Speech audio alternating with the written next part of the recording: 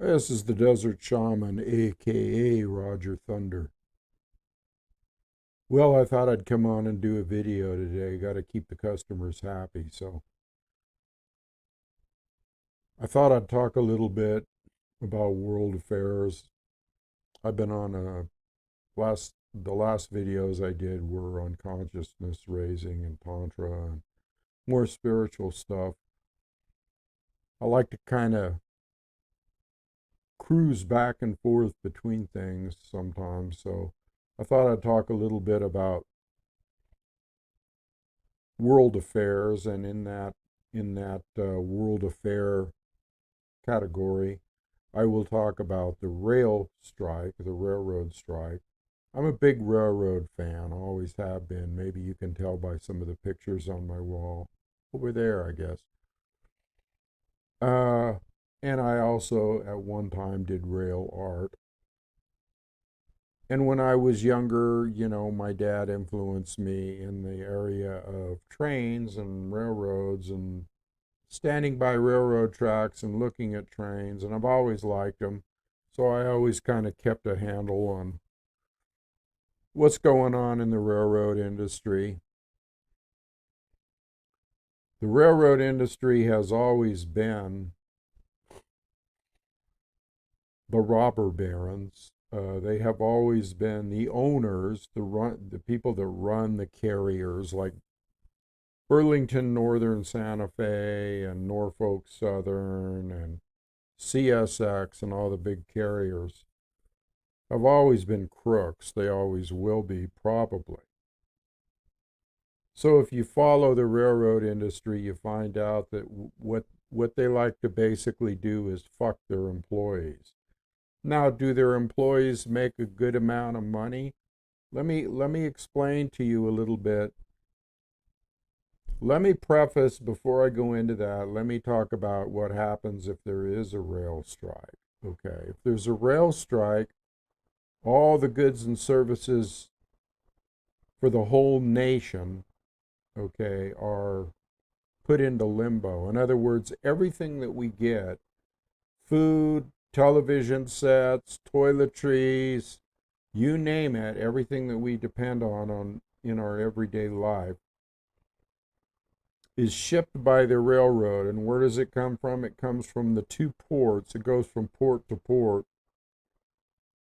Okay, it comes in Long Beach, and a lot of the stuff goes east from Long Beach, west to east in these container trains. Okay, and that's how we get everything. I'm talking everything. Now, could the could the trucks take up the slack? Well, not really. Not really. If there's I often said in the past, if terrorists wanted to cause real havoc in America, they would blow up both rail lines, Union Pacific and BNSF, which is a transcontinental route. So you can imagine what's going to happen if there's a rail strike and no trains are running at all. I mean, hell, even in my old stomping grounds in Flagstaff, which is a big railroad town, you have 80 trains a day going through there. 80 trains a day. Container trains with all kinds of goods and services and, everything. So basically, the store shelves would be empty and there would be no construction product, anything you could think of, there wouldn't be any for however long the rail strike. Well, there would be some for a while until it ran out. So that's what a rail strike would do. Now, having said that, does that mean I don't want a rail strike to happen? No, that doesn't mean that at all, because let me tell you the conditions that these poor fuckers work under that are railroad engineers and conductors. There's two-man crews. There's two-man crews. You got an engineer and you got a conductor, okay? And the engineer has certain duties and the conductor has certain duties. These two guys run 2-mile long trains with hundreds and hundreds of thousands of tons of cars and metal and tank cars and you name it, grain cars. They run this train, okay? And like I said, there's just 80 trains just a day going through Flagstaff. Both ways, going both ways. So here's the deal.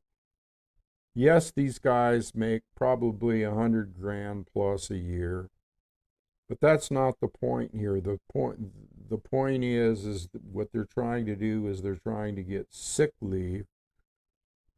They work under very, very dubious conditions. In other words, as an engineer and a conductor, you might be on the road for 12 hours. That's their working day is 12 hours. And you're sitting in a cockpit, or let's say a cab would be a better definition. You're sitting in a cab in a locomotive, and you're probably, it could be all hours of the day or night. You could be going all night or all day. And you have the drone of the engines, this repeated hum over and over and over again. And you have the long haul, and you have not much to do but sit there and try to stay awake. And I've seen these guys after they come off a run, and they're wasted. Their eyelids are half closed. It's a rough time staying awake. So my heart goes out to my brothers out and sisters too. There's women on the railroad. It goes out to these people because they're being used by the carriers, okay? They're being used up and chewed up and spit out, okay? Now here's the deal. When you look at the history of railroading, you find out that they kept diminishing and diminishing and diminishing crews. I mean, trains used to have a caboose. Remember the caboose? And they used to have a locomotive, and then you'd have two guys in the locomotive, conductor and engineer, and then in the caboose you would have a brakeman and a... Actually, in the old days, it was an engineer and fireman in the locomotive, and then the conductor rode in the back with the maybe two brakemen to walk the train, or to, if anything went wrong, they could walk the train, determine what was wrong, like a blown air hose or something like that, a hot box, or something of that nature, which is a little container on the wheels that used to get hot, or the brakes might foul up, or there's any kind of number of things that could go wrong. Well, they got rid of the caboose, which eliminated the three guys back there, and put a little electronic device on the rear end called a FRED, flashing rear end device, which took the place of the caboose and sent electronic signals to the locomotive. So they no longer needed guys back there. Now they got two guys, the engineer and the conductor, who ride in the front. And there's all kinds of things that could go wrong on a train, like blowing air hoses, where the conductor has to get out and walk back and check where it is, or he has to check, any kind of problem that might be happening in the length of the train, like a broken knuckle coupler, or a broken coupler that couples the cars together. So you got these two guys that are running this mile long or 2 mile long train, and that's it. Okay, and so now what the carriers are trying to do is they're trying to make it one guy. Well, that's just insane. For these reasons, when you got two guys on a long trip like that, you can share the workload, or one guy can maybe doze off a little bit, although that's not acceptable to them. But if he does, the other guy can wake him up, or maybe one guy can take a nap or whatever. But when you got one guy on a train for 12 hours with 200,000 ton locomotives and cars and all this stuff behind you, That's a dangerous thing. That's a very, very dangerous thing to have one guy in there. One guy. Two guys, you can talk to each other, you can keep each other awake, you can share the workload. There's all kinds of things that make that a plus, okay? So that's one of the things that they're fighting for, for this strike. They're fighting to stay in a two-man crew position. That's number one. And number two, these guys work 12 hours and they're on call all the time and they're working and working and working. And they start getting worn out, and well, what happens? You get fatigue, and then you might need a sick day off or two. Well, those aren't paid for. Those aren't, I mean, go figure this. Those aren't paid for. And even if you do take a sick day, you come under the gun. You come under scrutiny as to, well, what are you taking a sick day for? Are you really sick? And blah, blah, blah. I mean, that's high school shit. That's high school stuff.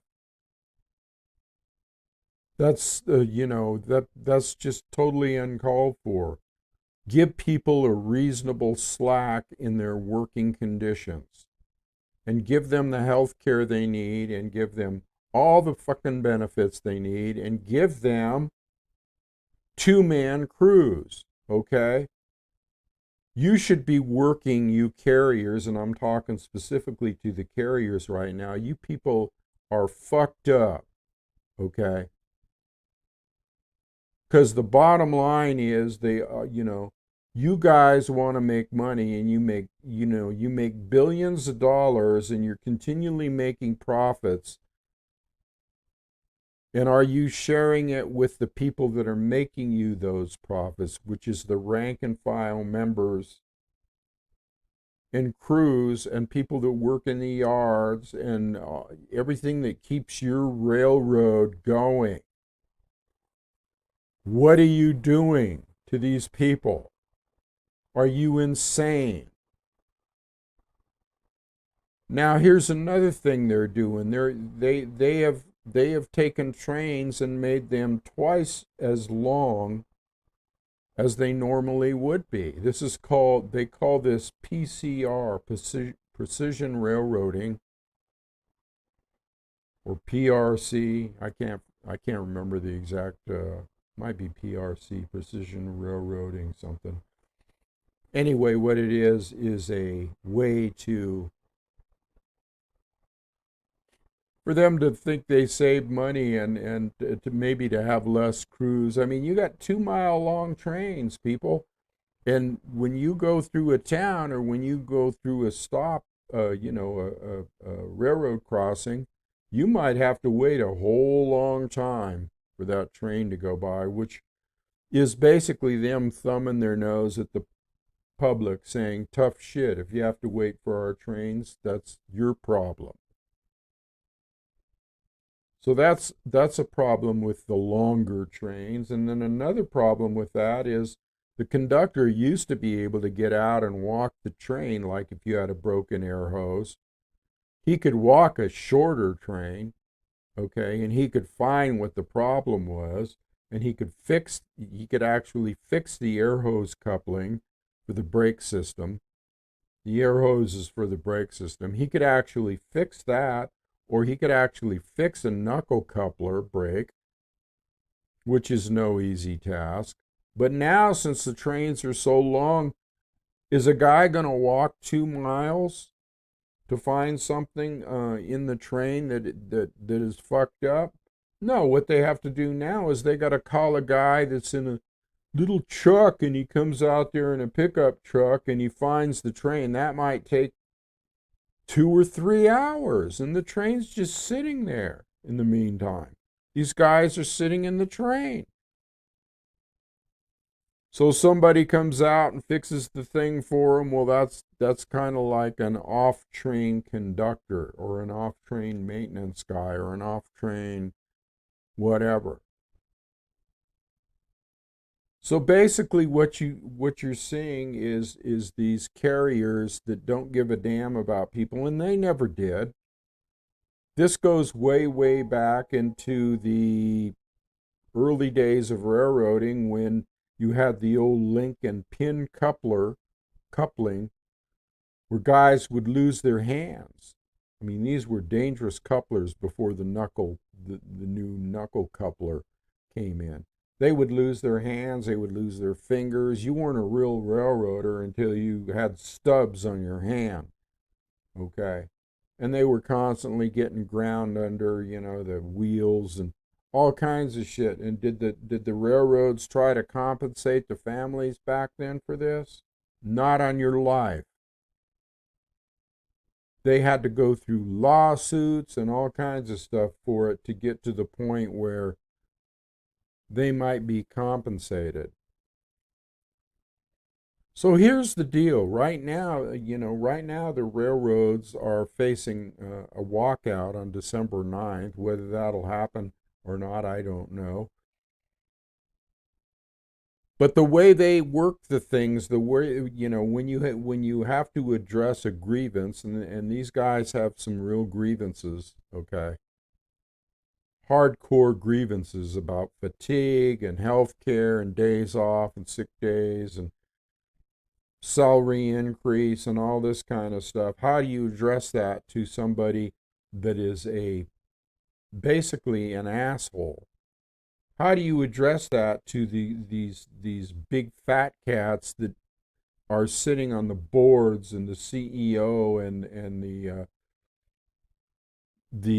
top brass, the pencil pushers, okay, that sit there on their ass and don't have a fucking clue as to what these people are going through out there on the road, okay? How do you address a situation like that when they're just snubbing their nose at you and telling you, tough shit, okay?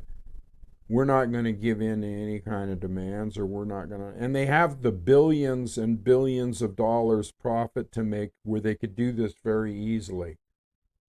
It's about greed and corruption. It's about greed and corruption. Now, here's the deal. These guys go through so many changes because they have union guys, and then, their union that represents these different people, like the Brotherhood of Locomotive Engineers and the Maintenance of Way and all these different unions, okay? They have, the boiler makers and just a whole bunch of different unions that actually represent the workers on the railroad in different aspects, depending on what department you work in. Now, these unions, okay, are basically, to me, this is my personal opinion, do they get things once in a while for the people, a little crumb and tidbit here or there, or a little bit of a, I don't know, a crumb. I would call it a crumb. Do they really represent the people? Are they really there when the people get laid into for being sick? Are they really there when and standing up for these people and what they really need? I have a dim view of unions. Unions used to be strong, but to me, it's all politics now. The guys in the union basically are in bed politically, on a political level. They have to make certain concessions to even be recognized by the carriers, or even be recognized as a legitimate representation of the workforce. So they're kind of behind the eight ball because their hands are tied. And then you have them going to like arbitration and having talks, and this is going on and that's going on, and you have You get the government involved, and then there's, if you can't work things out, you have a presidential board that gets involved, and then that presidential board talks to the unions and the carriers, and this shit drags on and on and on for weeks and weeks and weeks while these people are still working in the same conditions that they were working in before, not making any progress. And it gets kicked here, and then it gets kicked back there, and then there's a cooling off period. And for people, it's not a cooling off period, it's a wear your ass down period, is what it is. It's all politics, just like the bigger picture of what the masses are facing with the government and that political joke, sideshow. It's about slavery. The big picture affects the littler picture. The macrocosm affects the microcosm. And the railroads and even other industries are just a part of this bigger picture where everybody's getting fucked. Okay? And it's the government. It's the government doing the same thing that they've always done.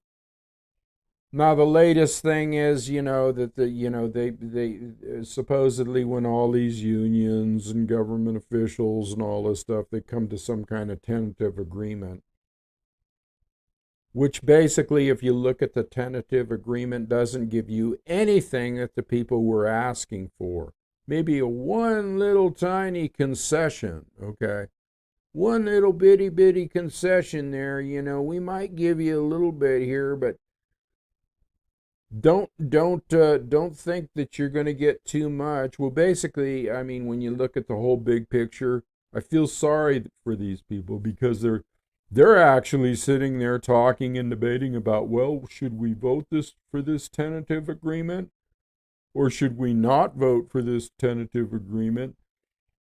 Giving us jack shit. Okay, not giving us anything. Should we vote for it just so we can go to work again? And the problem is, if you're just a little bit comfortable, it's hard for people to, it's their paycheck. I understand that. It's their paycheck. But it's also their health and their sanity and their well-being. On all kinds of different levels, spiritual, mental, physical levels, okay? It's their well-being. And so, that's a very important thing. So do you give in? And here's another thing. Well, if we go on strike, we can't really, if we vote to strike, we can't really strike because Congress can intervene. Here we go with the government again. Here we go with the government again. Congress can intervene and put an end to the strike or make it so that you can't strike. Well, what the fuck is the purpose of having the word strike in your vocabulary then, if you can't do it? If you can't do it, if it's so controlled by the unions and the Congress and president and Speaker of the House and this and that, and then the House and the Senate going back and forth and trying to decide what they're going to do. It's everything that the government touches turns to shit. Turns to shit. So good luck, okay, with getting anything from your carriers or your representatives, or good luck with that. It's not going to happen. Now, I'll tell you the only way that it could happen is with a wildcat strike. Ooh, there's a taboo word. There's a word that's taboo. Because that is just totally outside the consideration of, people like the union reps and hell, maybe half of the rank and file. And boy, that's almost a dirty word. Yet there have been wildcat strikes that have been highly successful. What does that mean, a wildcat strike?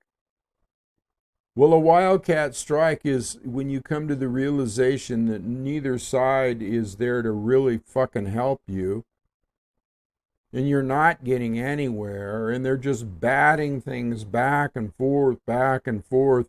They're stalling until you wear down and finally just throw up your hands and go, oh, fuck it. Let's just get on with life, and we'll just, suffer what we have to suffer and continue. That's not the way you do it, people. You stand up, you get a backbone, you get a warrior attitude,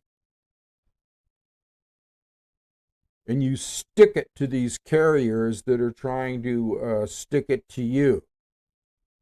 As soon as you go on strike, if you go on a wildcat strike, in other words, we're going to strike anyway. We don't care what Congress says or what, and that's your right as an individual.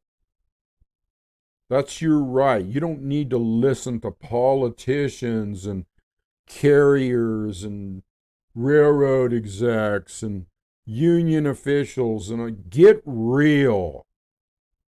Get real. Warrior up. Get a backbone. Go on to do a wildcat strike is what you need to do. Now, how long would that last, do you think? Well, follow the money. Look at the money. If you strike, if everybody walks out and there's no trains running, everybody all of a sudden panics. All these people that were holding your feet over the fire, all of a sudden they're losing billions of dollars a day. They're losing billions, and since their whole journey or their whole mindset is about money, you think they're going to like that? Do you think their stockholders, which they'll have to explain to, are going to like that? It's all a bluff. It's all a poker game. And if you call their bluff, you're going to win. That's my opinion. That's just my opinion. You call their bluff, that strike will last maybe a week at the most before they cave real quick, because they're going to start getting pressure, like I say, from their stockholders, from their customers that they transport goods for. They're going to get all kinds of pressure. I don't like seeing my brothers and sisters on the railroad suffer, I don't like seeing that, and I don't like seeing anybody suffer. And I like trains, don't get me wrong. I want to see trains running all the time. It's not the trains that are the problem. It's these jerkwater fools, these pencil-pushing geeks, okay, that come in from college, don't know anything about running a real railroad. Hell, I know more about running a real railroad than these people do. I've actually worked on a railroad, a tourist railroad, as a brakeman for a while. I actually went to school and studied just because I wanted to, something for me to do, and studied what it meant to be a conductor and a brakeman and an engineer, and how the diesel locomotives work and how the air brake systems work, and how the diesel electric engines work, and the rules and regulations. I actually went through the Railroad Educational Bureau, so I'm not sitting here talking like somebody that doesn't know shit. I know a lot about this. It's a hobby. It's an interest. It always has been. So I'm just giving you a rundown. I mean, you might be hearing about this December 9th strike coming up. And I hope they do. I hope they do, because everything Biden touches and everything Pelosi touches and everything the Congress touches and everything Congress people touch, they're not for labor. They're not for the common man. They're not for we the people, okay, on any level. So don't even think that for a minute. Okay, so that's my first video for the day. I'm going to leave it there. Just giving you a little rundown. It might not interest anybody at all, but then again, this might be an interest to some people because it does affect society at a large, and we'll see what happens. We'll see what happens. Maybe I'll give you an update on this. I might do another video today too, getting back to the normal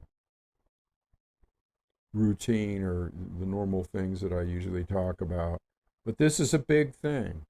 This is a big thing. So anyway, I'll leave it to there today, and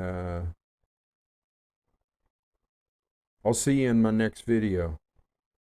I think I might talk about some real good things that you might like, that interest you on a spiritual level and on a world level. Adios.